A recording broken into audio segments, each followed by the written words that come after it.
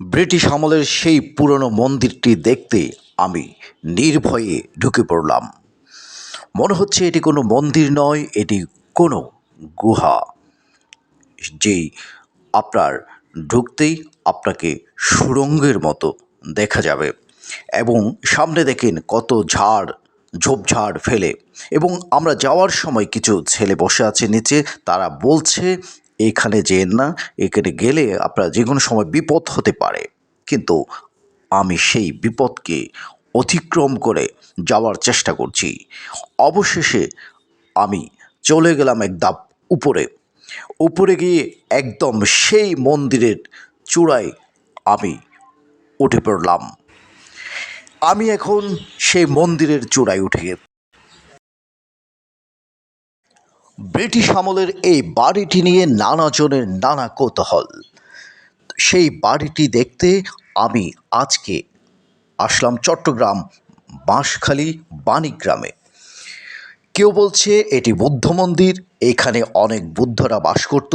আবার কেউ বলছে এটি হিন্দু মন্দির, হিন্দু জমিদারের। তবে পেছনে আমি দেখতে পেলাম একটি হিন্দু জমিদারের বাড়ি এখনও আছে।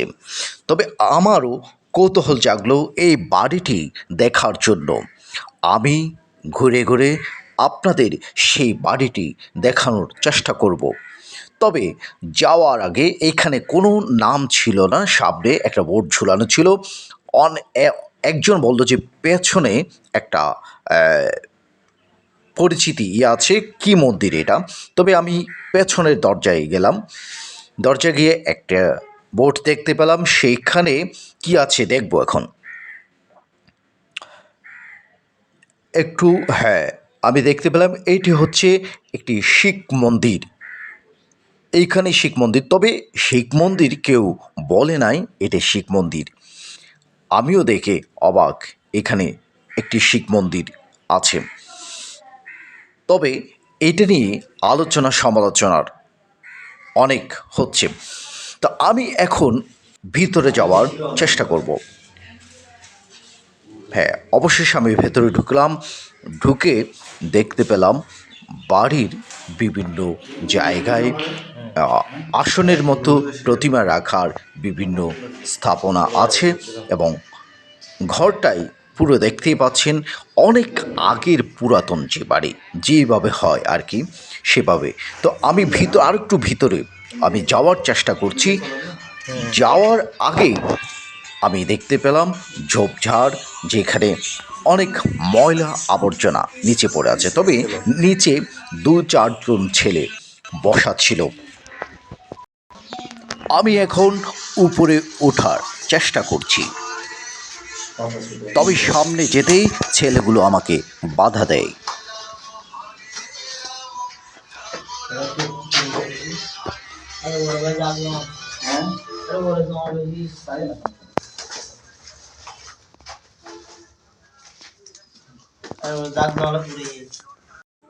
আপনারা বুঝতেই পারছেন ওই ছেলেগুলো আমাদের বাধা দিচ্ছে, কারণ এইখানে উপরে ওঠা অনেকটা ভয়ঙ্কর। কারণ যে কোনো সময় আমাদের বিপদ হতে পারে। এখানে ঝোপঝাড় বেশি এবং সাপ অনেক কিছু থাকতে পারে, ভয়ঙ্কর কোনো কিছু, বিষধর কোনো কিছু থাকতে পারে। তবে আমার মনের মধ্যে ভয় ছিল না, আমি উপরে উঠে যাচ্ছি। আমি ধীরে ধীরে উপরে উঠছি এবং আমার মনের মধ্যে কৌতূহল, আমি এটি দেখব পুরোটাই এবং আপনাদের দেখাবো। আমি ধীরে ধীরে উপরে উঠে আসলাম, এক ধাপ উপরে উঠলাম। এক ধাপ উপরে উঠে দেখতে পেলাম, হ্যাঁ অবশ্যই এখানে মনে হবে কোনো একটা জঙ্গল পরিত্যক্ত। আপনার অনেক বছরের পুরনো যেই মন্দির, তার আশেপাশে আপনার সব জায়গায় গাছগাছালি ভরা। এবং যে কোনো সময় এখানে বিষধর সাপ থাকতেও পারে বা অন্য কিছু। অনেকেই ভূত জিন অনেক ধরনের বিভিন্ন ধরনের ভয় দেখিয়েছে, কিন্তু আমি সেই ভয়কে তোয়াক্কা না করে উপরে উঠে গেছি। আরও বেশ কিছু আমি পুরোটাই ঘুরে দেখাচ্ছি আপনাদের। দেখতে পাচ্ছেন আমি কাঁটাতে আটকে পড়ছি। এখানে কাঁটা গাছ যেগুলো আছে সেগুলোর নাম আসলে আমি জানি না। অনেক ধরনের গাছ আছে ঝোপঝাড়। এখানে আপনার পা রাখলেও খুব সাবধানে রাখতে হবে এবং আপনাকে সাবধানে চলাচল করতে হবে। যেহেতু উপরে স্বভাবত এইখানে কেউ তেমন ওঠে না। আপনারা বুঝতে পারছেন আমাকে আসার সময় বাধা দেওয়া হয়েছিল যাতে আমি উপরে না উঠি। আমার যে সাথে মামতো ভাই ছিল যে আমাকে এতক্ষণ সহযোগিতা করছিলেন। হ্যাঁ, আমি উপর যেটা আরেকটা আছে সেটা যে ঘরটা আছে মন্দিরের সেটা দেখছি। আপনার জরাজীর্ণ অবস্থা যেটা হয় অনেক পুরাতন বাড়ি। সেখানে আসলে আমার মনের মধ্যে এতটুকু ভয় ছিল না, কারণ আমার ইচ্ছা ছিল প্রবল আমি দেখব আশেপাশের সেই বাড়িটি। আপনারা দেখতে পাচ্ছেন এখানে মন্দিরের প্রতিমা রাখার মতো আপনার ছোট ছোট ঘরগুলো আছে। হ্যাঁ, জরাজীর্ণ আপনার এখানেও আসলে এক ধরনের ভয় থাকতে পারে যারা নাকি, আমি আবার বলছি, যারা হাড় দুর্বল এবং ভয় পান তারা কখনো এই মন্দিরের উপরে ওঠার চেষ্টা করবেন না।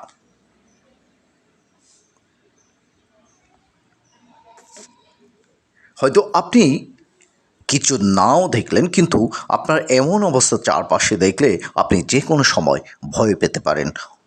আপনার সাথেও যে তাকে সেও ভয় পেতে পারে। তাই সাবধান। আপনি যদি ভয় পান এই ধরনের কাজ বা এই ধরনের জায়গায় যেতে কখনো যাবেন না।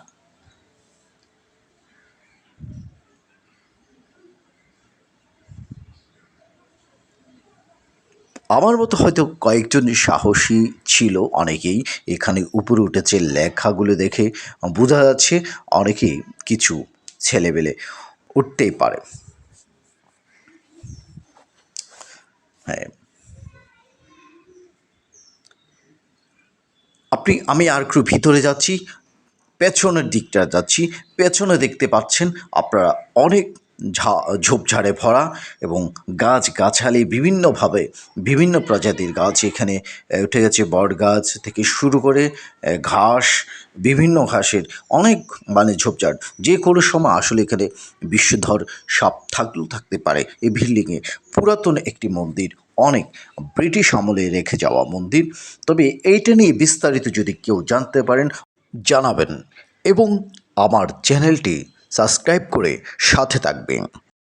সেই সাথে এই ভিডিওটি শেয়ার করুন অনেক বেশি আপনার বন্ধু বান্ধব পরিজনদের সাথে। ভিডিওটি এমন একটি চমৎকার ভিডিও দেখার জন্য ধন্যবাদ আপনাদের।